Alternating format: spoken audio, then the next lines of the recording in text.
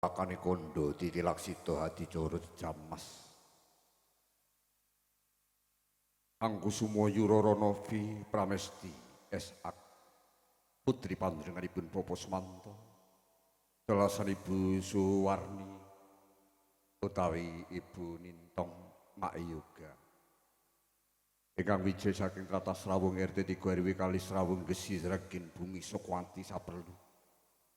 Ngayahi cicipan luhur panjenenganipun Bapa Sumanta sinedya ing benjang ngarsa miwadha putra siwinipun Porwakani kondo nut kabudayan ingkang tasih kepareng kapawedri tiraranipun waliullah ing tanah Jawa njeng Sunan Kalijaga. Duk rumuhun ingkang kepareng hamiwadha putra Ki Ageng Tarub nenggih Dewi Nawangsih ingkang jinatu krami Raden Bondan Kejawen putra Jalu panjenenganipun sinuwun Brawijaya ingkang angka gangsal. Porwakana ing kandha jejamas risang calon pinanganten putri kanthi hambuka bismillahirrahmanirrahim. Alhamdulillahirabbil alamin wa di anasta'inu murudina wa din wa ala alihi wa sahbihi ajma'in. Asyhadu an la ilaha illallah wa asyhadu anna muhammadar rasulullah.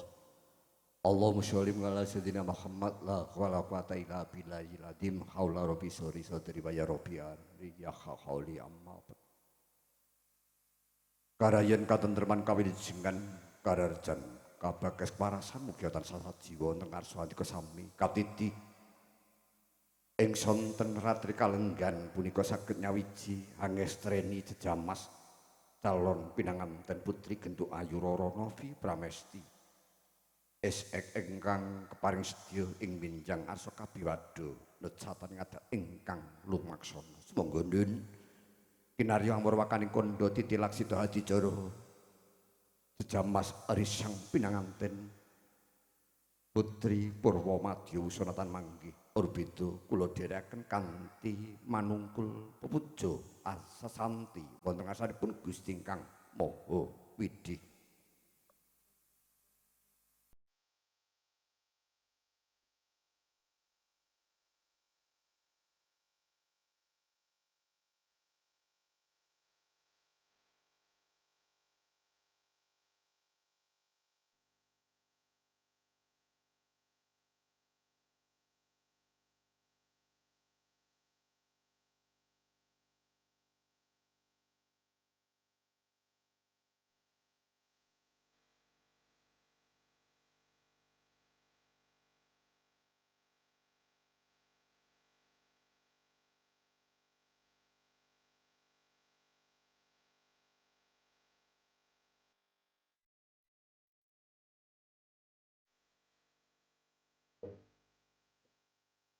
Om awit namastu nawas kari awono lan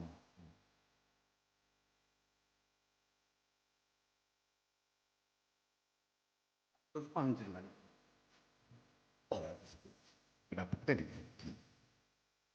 para pamban pamben grojogan kering suwari bangsa siang rakitan sama mayu ayu sami katur panjenenganipun para alim ulama Bapak Subuh Aja santunan santriwati Bapak Brahmana Pandhita Witudibih siang rakitan saged turang esti tunggal wonten asanipun Gusti ingkang Warwengdat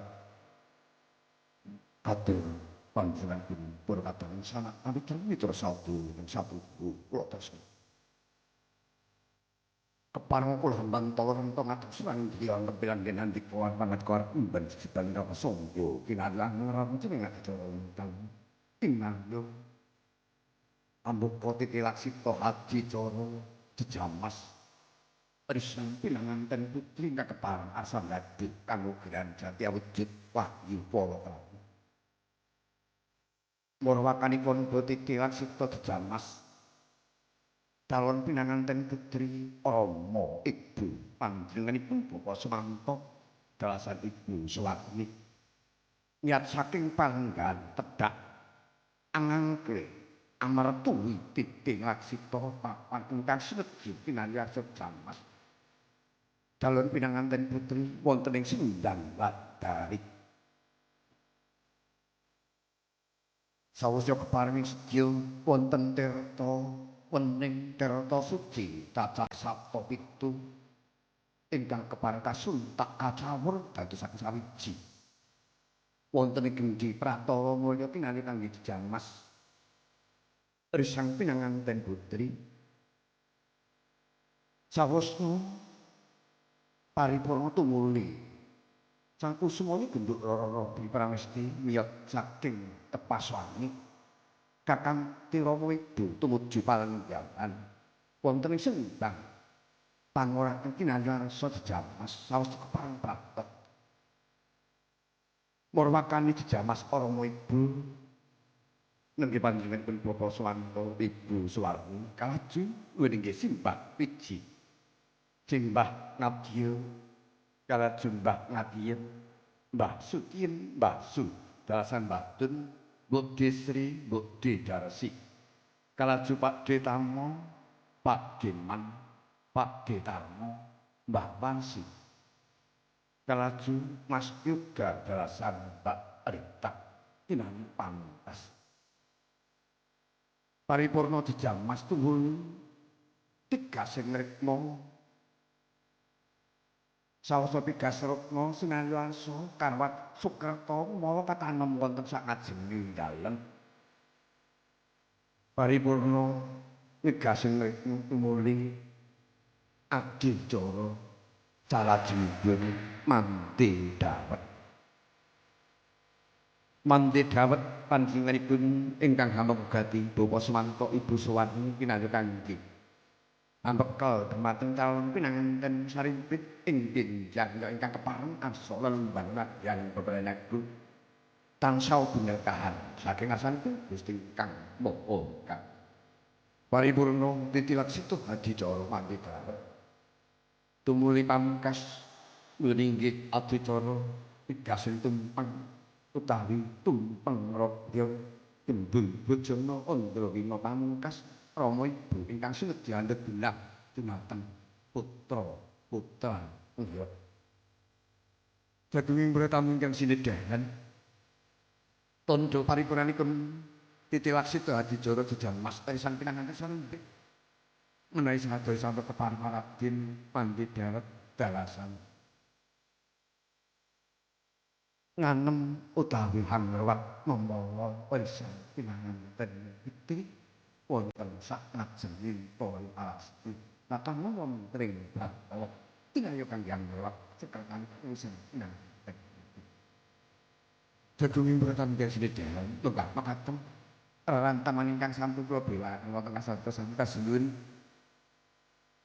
kinarya marwakan kondo pinitaya saking Kurata Ayu saking Mbak Puji Mbak Pur niyos saking Tepaswangi sawetawi sasmita katur panjenenganipun Bapak Sumanta Ibu Suwarni ingkang kepareng hanyawur tirta sapta ingkang kapendhet saking tuk sumber cacah pitu kinarya kangge jejamas sesuci padak nyoba deru trisang pinanganten putri sumangga Mbak Pur niyos saking Tepaswangi sasmita gati kasihin Rama Ibu ingkang kepareng hanyawur tirta suci kang kapendhet saking sapta sumber sapa sumangga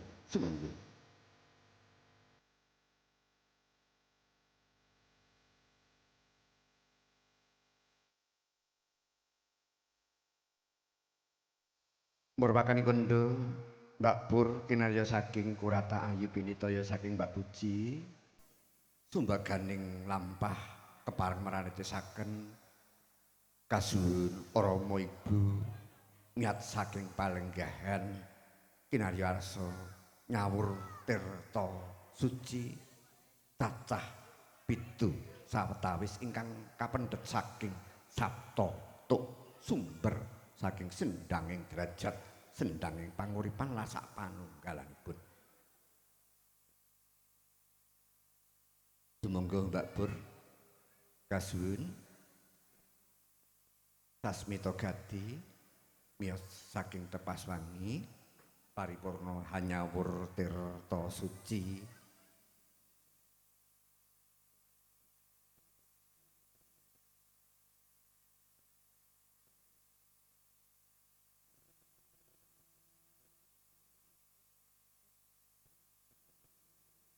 ngambali murwakaning kandha berkadang pita swara njumbuhaken ing swasana kasuwun laras madya ketawang tumadah kabuka sawetawis kinarya murwakani jejamas calon pinanganten putri.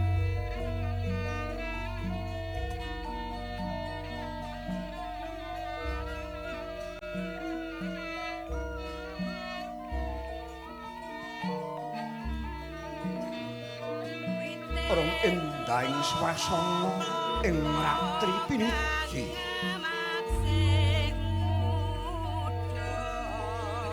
Jinaskara ketawang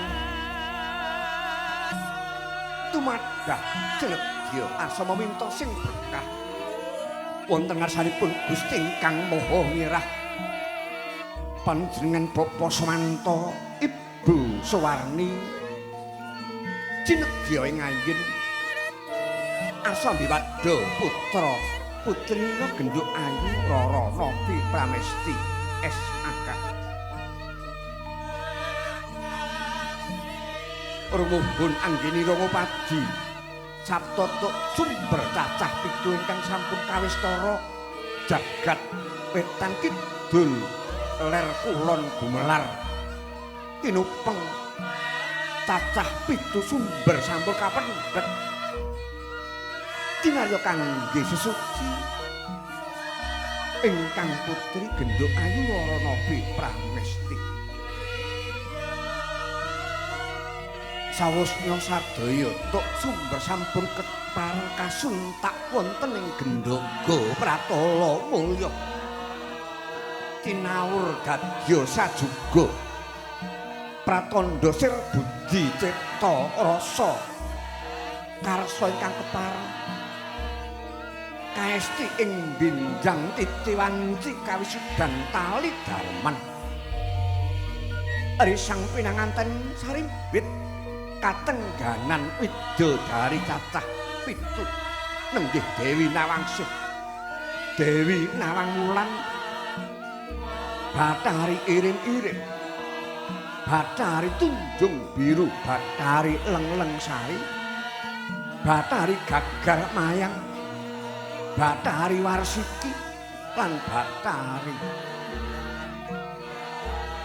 Cupraba tumuli sawasta kepareng kawistara panjenenganipun Bapa Sumanta Ibu Suwarni anggenipun kanyawur tirta suci tirta panggesangan kinaya kangge jejamas calon sang sinubagya pinanganten putri tumuli sang kusuma yumya saking Tepaswangi kakanthi Jumbaga lampah pinitaya panjenenganipun Mbak Yupur saking Puratayu kinarya dadya talange ngaji saking Mbak Yupuji nganti sang sinubagya calon pinanganten putri genduk ayu Rara Novi Pramesti jenedya kakanthi tumuju ing sendang wadari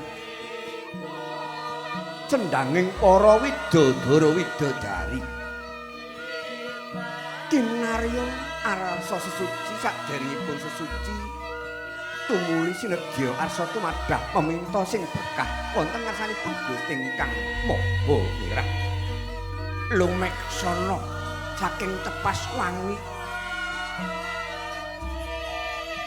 kanthi amonengkul puja-puji wonten ngarsanipun Gusti ingkang Maha Widi mugi ampa ingkang sinedya tan manggih urbeda momole marga keparing sedya prapta kasuwun murwakaning sesumungkemnya pinanganten putri wonten ngarsanipun Rama Ibu nangge berkadang operator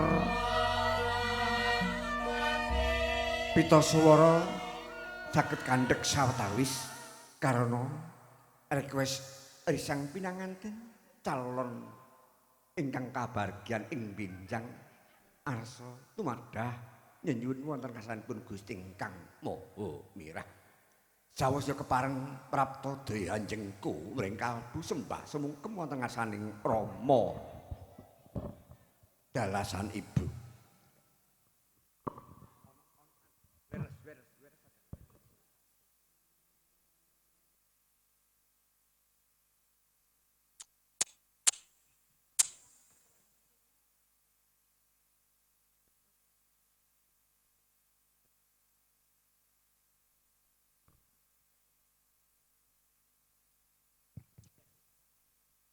tumapak ing padha manembah wonten rasanipun Rama Ibu kawedharing lati kadya mangkon sang Prameswari nata ingkang kepareng yen tambahing pangestu sasana sumangga nduk Novi Pramesti nyuwun pangestu wonten rasanipun Rama Ibu sumangga Bismillahirrahmanirrahim. Bapak dan Ibu yang Novi sayangi,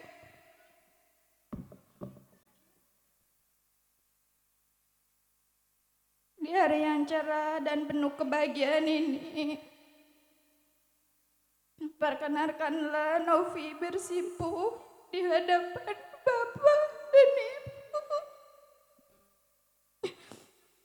untuk menghanturkan sembah bakti serta terima kasih Novi yang setulus-tulusnya kepada Ibu Bapak yang terkasih, Bapak dan Ibu yang Novi sayangi.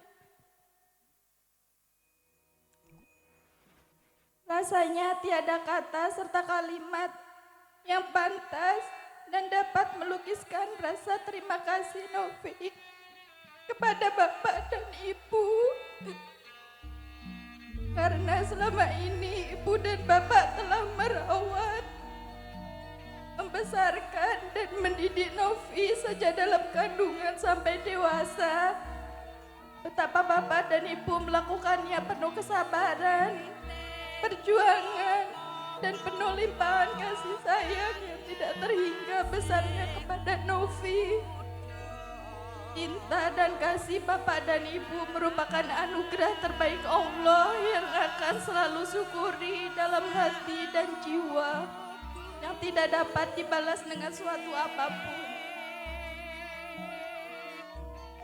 Bapak dan Ibu yang Novi sayangi, pada kesempatan yang tak akan terlupakan ini, perkenalkanlah Novi memohon ampunan dan maaf sedalam-dalamnya apabila dalam lindungan kasih Bapak dan Ibu banyak kesalahan, kekhilafan yang Novi perbuat selama ini. Novi mungkin sering telah membuat Bapak dan Ibu bersedih hati dan kecewa atas sikap maupun tutur kata Novi. Namun hal ini tidak lepas dari kelemahan Novi selaku manusia biasa. Oleh karenanya sekali lagi Novi memohon ampunan dan maaf dari Bapak Ibu tercinta. Bapak dan Ibu yang tercinta, Novi saat ini memohon pamit, mohon doa restunya, karena mulai besok pagi Novi sudah hadir selepas dari tanggung jawab Bapak dan Ibu untuk memulai kehidupan baru yang mandiri, untuk berlayar, untuk mengarungi bahtera kehidupan, menikah dengan belahan jiwa Novi dan melaksanakan kodrat insani yang telah digariskan olehnya. Segimana yang telah dijalani dan Bapak dan Ibu. Bapak dan Ibu yang Novi sayangi, pada akhir kata ini Novi sangat mengharapkan dan mendambakan pemberian maaf yang tulus serta doa yang tiada putus-putusnya dari Bapak dan Ibu. Sehingga dalam menjalani perjalanan mahligai perkawinan, Novi senantiasa dalam perlindungan Allah Subhanahu wa Ta'ala, sehingga diberikan kehidupan yang penuh kebahagiaan, lahir dan batin, serta dijauhkan dari segala rintangan dan cobaan. Amin.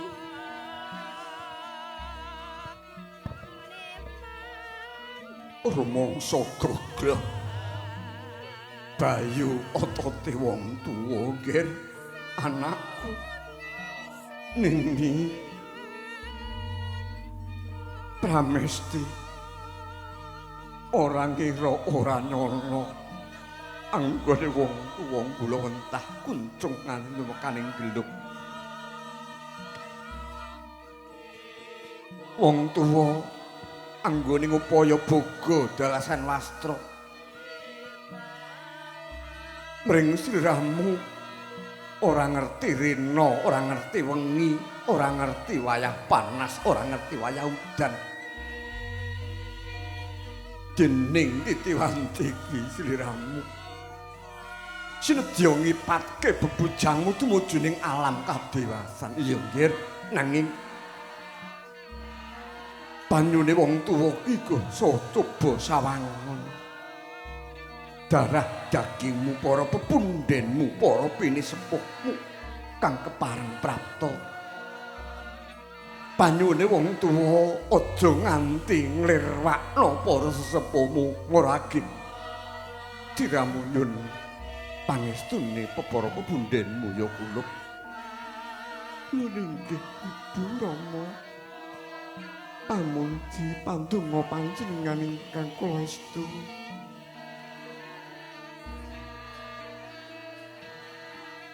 estu badhe kula tindakaken kirana bekti ingkang putra katur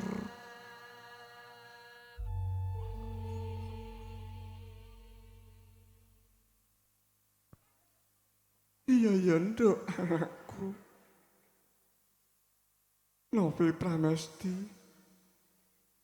sembahmu ndak tampa pangestune wong tuwa wae nuli kebat tampan ana ya nggih nyuwun inggih Ibu kula tampi ngasta kekalih kacanjang bojo ing retma kapetak ing pranaja kula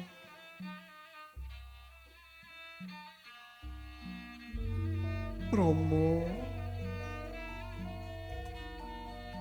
bekti kula katur Rama ngaturaken kuming panuwun ingkang tanpa pepindhan anggen handika anggula wentah dumateng ingkang putra gontong-gontong golong-golong caket hamikul dhuwur mendem jeruk dene Titiwanti dereng bales budi pakerti saking handika kula sampun kuwawa arsa medharing lawang kulup anakku nini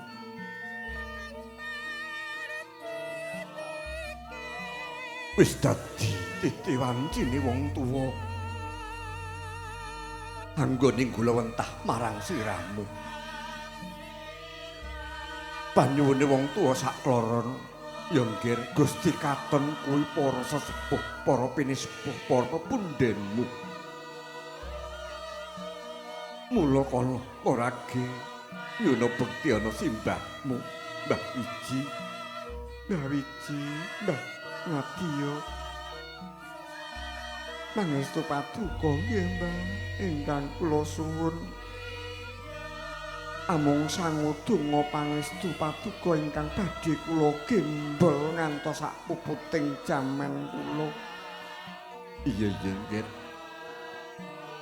simbahmu ora bakal lali Siang Rati simbah bakal nyuwun ana ngarsaning Gusti ingkang murwengdat apa kang sira jangka apa kang sira sidya yen ana barang olop ora bakal tumama yen tumama ora dadi barang suwapa muga-muga nugraha kang sinandhang marang siramu ya Nini nggih Mbah Bangatin bekti katur Mbah pangestu paduka iya nggih anakku putuku sing tak tresnani bektimu ndak tampa pangestuning simbah putri wae marake tampan ana nggih inggih Mbah kula tampi Mbah Sutiem kula ingkang kepareng sowan bekti katur nggih Mbah iya nggih anakku sembahmu ndak tampa pangestune Mbah Tiem wae tampan ana ya nggih inggih Mbah kula tampi Mbah Su kula ingkang kepareng prapta bekti katur nggih Mbah Su putuku nggih tembakmu ndak tampa. Durung pamujine wong tuwa wae nuli kebatampan ana yen ger putu Novi. Kula tamping asta kekalih Mbahsu. Kula cancang wonten pucuk ngrikma. Kapetak ing pranaja mugi nimbana kahyuanan ingkang wayah. Datur bekti kula ngendang. Kula kepareng hang nglampahi tumuju ning alam kadiwasan bebrayan calon garwa kula Raka Mas Sofyan Apriansah. Iya, anakku putu sembahmu tak tampa. Durung pamuji ning batun wae tampan ana. Budhe Sri. Bekti katur nggih Budhe Sri. Kula mboten saged amales budi pakerti saking handika anggenipun kula wentah. Mesin cuci stylish dari Rewa. Memuji dumateng ingkang wayah, ingkang putra amung bekti kewala Budhe Sri. Iya nggih. Durung pamuji ning budhemu wae.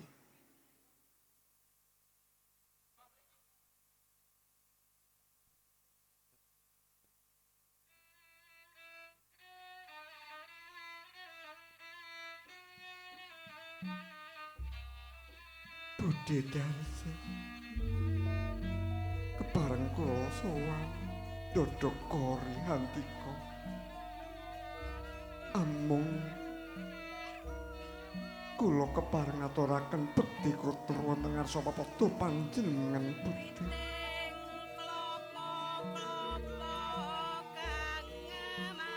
Pakde Tarno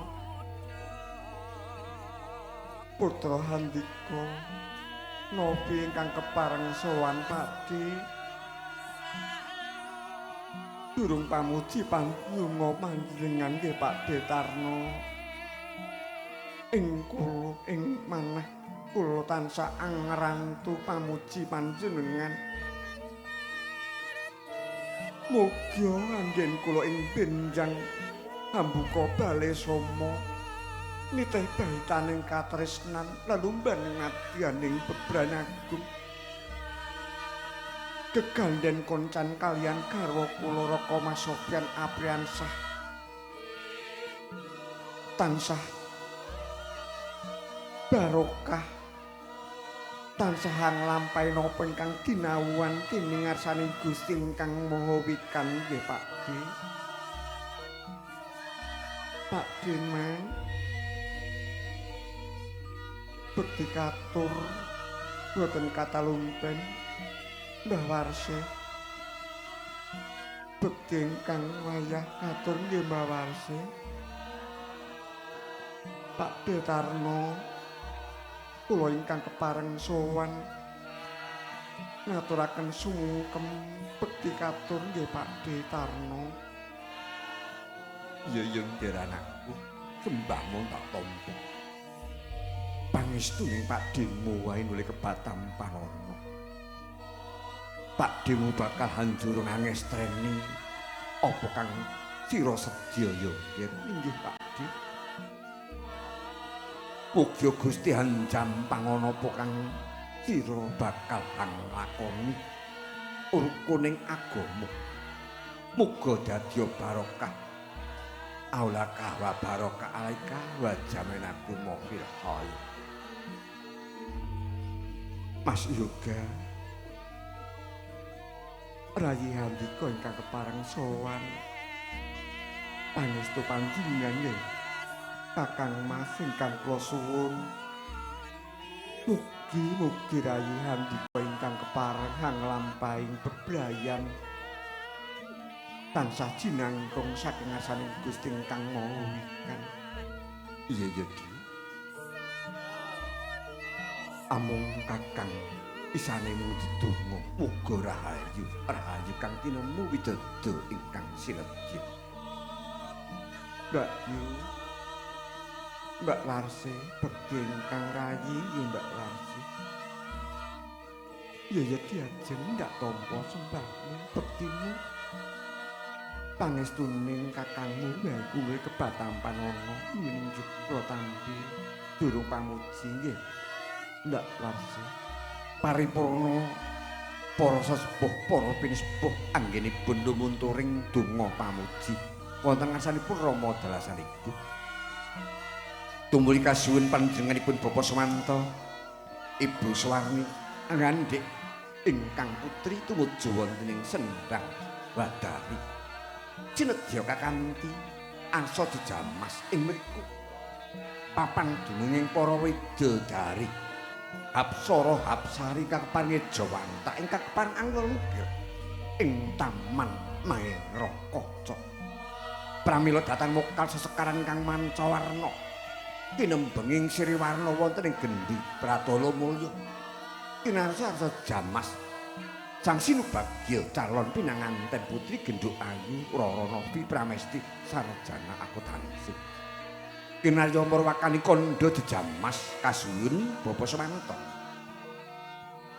Tumuli wonten jimbeng kinebur sawetawis. Kinarya jejamasipun Genduk Ayu Novi Pramesti sarjana akuntansi.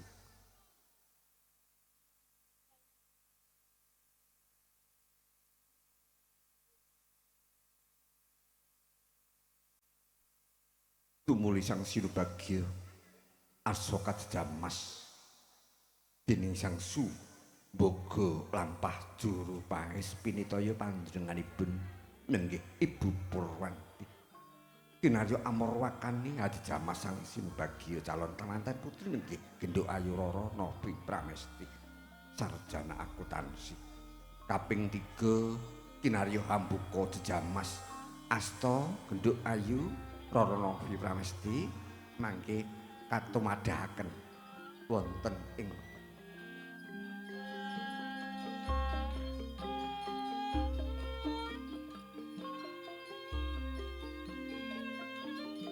Duh Gusti, niat kula amamatri kabudayan Jawa tilaranipun Waliullah jeng Sunan Kalijaga. Ajejamas ingkang putri kula piyambak kinarya arsa sesuci cinedya arsa anggadhuh tumuruning kanugrahan Wahyu Palakrama.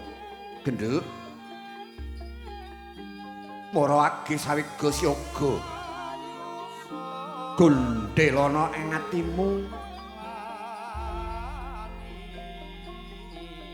tetek tekun tangga kudu trengginas anggonmu arsa lelumban madyaning bebranagung mula karana sliramu arsa sesuci kinarya arsa nampa kanugrahan wajud Wahyu Palakrama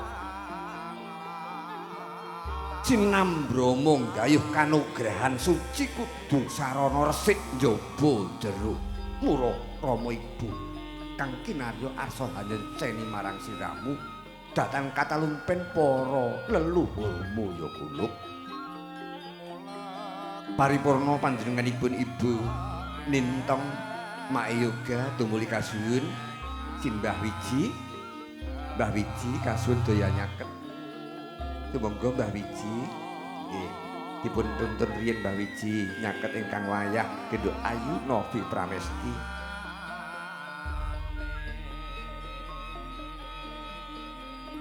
Nduk klungsu bakal melu ibu simbahmu kaya di ngapa wae.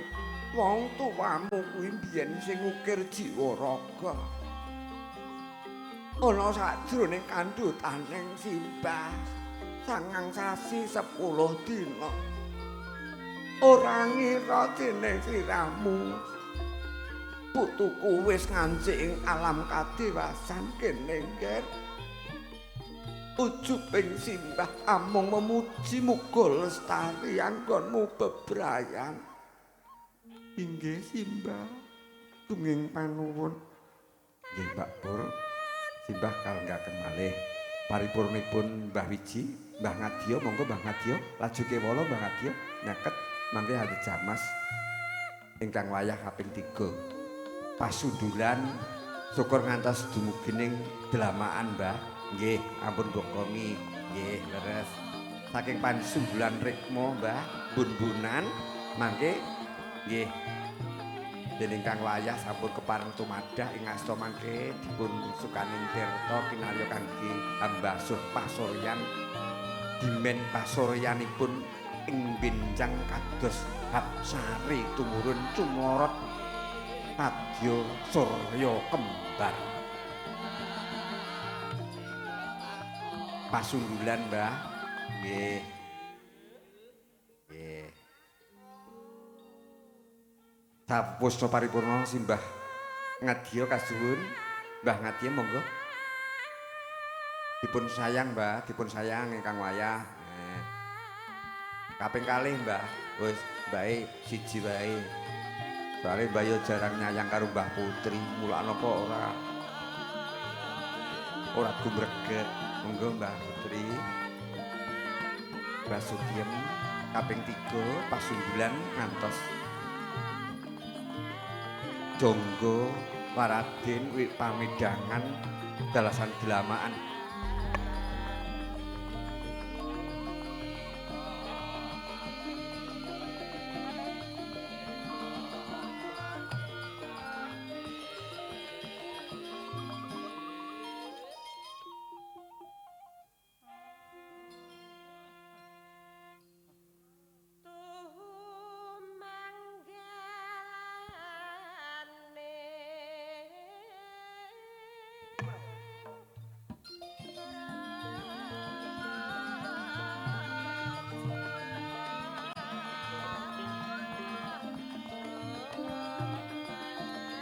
Sawusnya sumbah Sutyem sampun kepareng paripurna Mbah Su. Nggih dipun sayang riyin Mbah ingkang wayah kaping 3 napa kaping kalih nika nggih amung kangge pasemon yen handika estu sayang sanget kalian ingkang wayah.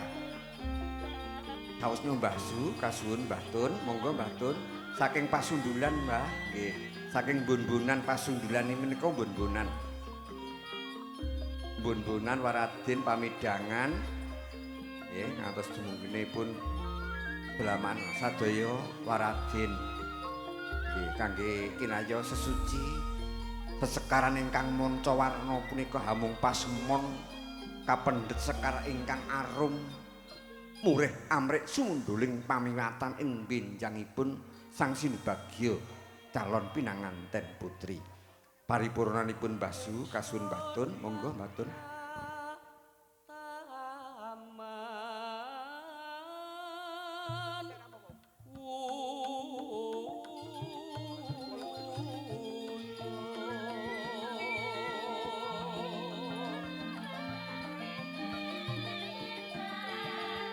Nggih Mbah, pasundulan. Pasundulan punika bun-bunan paling inggil piyambak. Nggih. Waradin ngantos pamidangan mangke mbok bilih astanipun sampun kebak laju kangge kabasuh wonten pasuryanipun Genduk Ayu Novi Pramesti sarjana akuntansi. Tawas nyuwun simbah Tun Mbok Desri sumangga. Wah, nggih niki sing leres ngeten kados Mbok Desri nika. Lah, mak glogok-glogok seger, sumyah nggih. Alhamdulillah. Nggih seger estu. Dipun sayang Budhe. Nggih. Lah. Kula mboten Budhe. Ketoke plak-plek dewas aku ngejokne mboten njenengan mboten apanan kula kok nggih njaluk disayang. Ini nek menawa kersa padha tuane. Aku yo gelem. Sawusnya Mbah Ten sampun Mbok Desri monggo.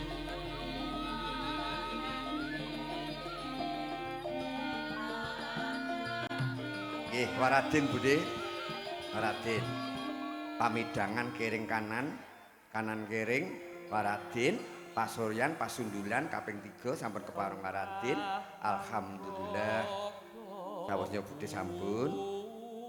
Tumuli kasuwun Pakde Tarno, monggo Pakde naket laju kewala.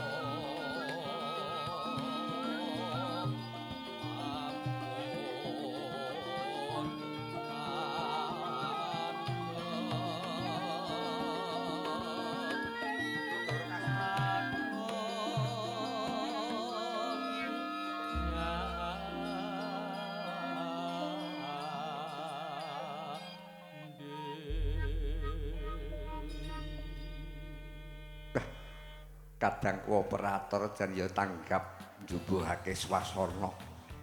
Ketawang kabeh kagarap.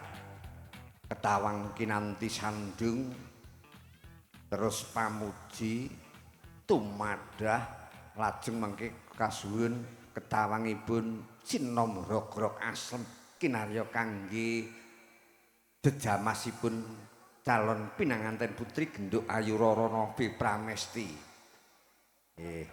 Paripurna Pakde Tarno kasuwun Mbah Warsih. Mbah Warsih sumangga mangke mboten kata lumpen.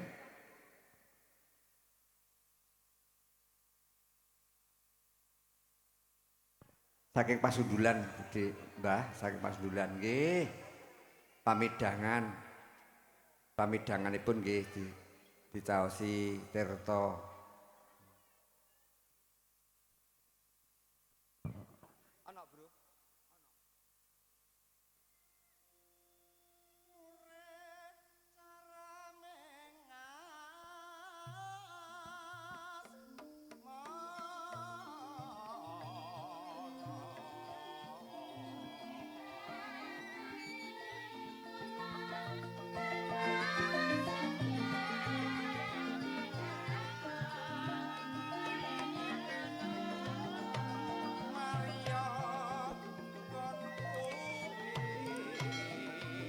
Kalajeng samekta siaga Mas Yoga mangke pamungkasipun Mbak Anita tumuli daya miyat saking palenggan nganyaket wonten ngarsanipun Pakde Tarno sawetawis.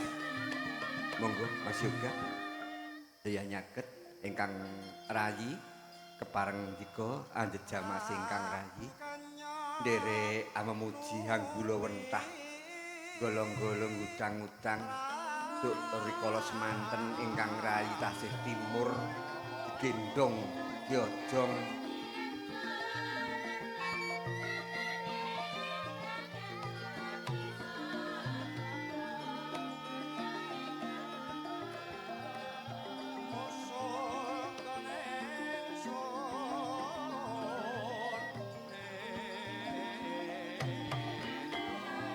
Guming panuwun Mas Yoga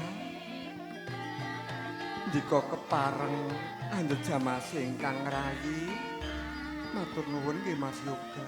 Iya Di, wis wajibe wong tuwa. Aku yo melu bombong ora ngira ora nyono. Yen cilik ndak itik-itik, ndak puja-puja, ndak gegojeki. Dene wis wancining sliramu wis nampa kanugrahan. Cinedya palakrama pun kakang uga wis palakrama karo Mbak Mumu Mbak Warsih iki ya. Inggih kakang matur nuwun nggih Mbak Warsih andika kepareng anjejamas ingkang rayi kaping 3 Mbak Warsih nggih.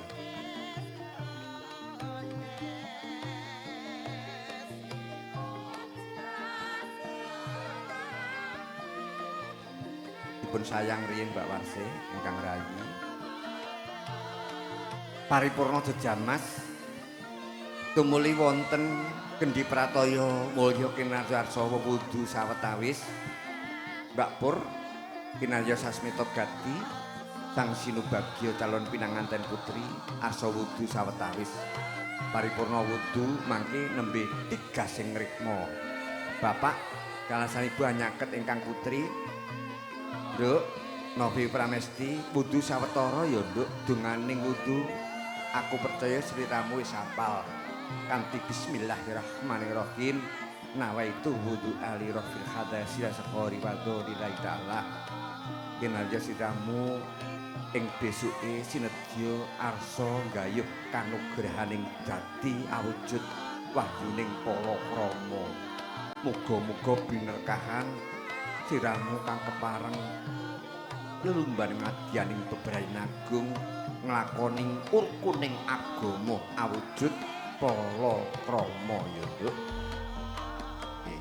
Mangke menawi sampun paripurna Pak D Sumanto kalih Bu Suwarni Kendi Pratolo kacepeng sesarengan kap pecah sesarengan kedah pecah ambyar kinarya kangge pecah pamor. Padoske sing ngatos Mbak Pur dibuka riyen nggih padoske sing ngatos. Nggih, ditung kaping 3 nggih. Nggih Pak Sumanto ditung kaping 3 kanthi bismillah niat ingsun mecah pamoring anakku genduk Ayu Novi Pramesti SAG. Sunggal kalih 3. Alhamdulillah sampun kepareng pecah ambyar nggih. Sampun kepareng pecah ambyar pamoring risang pinanganten Putri Genduk Ayu Novi Pramesti sarjana akuntansi ingkang siledyaning nganti ora sebut biragu. Kasuwun pamungkas nigasing rikma kinarya kangge ngruwat Sukerta tinanem ing Bantala, tinanem wonten ing Ibu Pertiwi.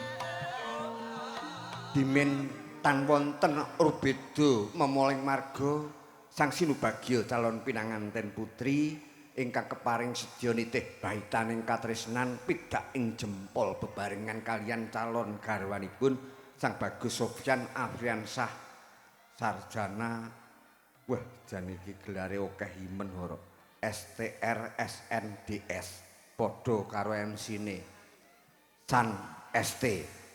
San ST niku ora teges sarjana teknik niki mboten.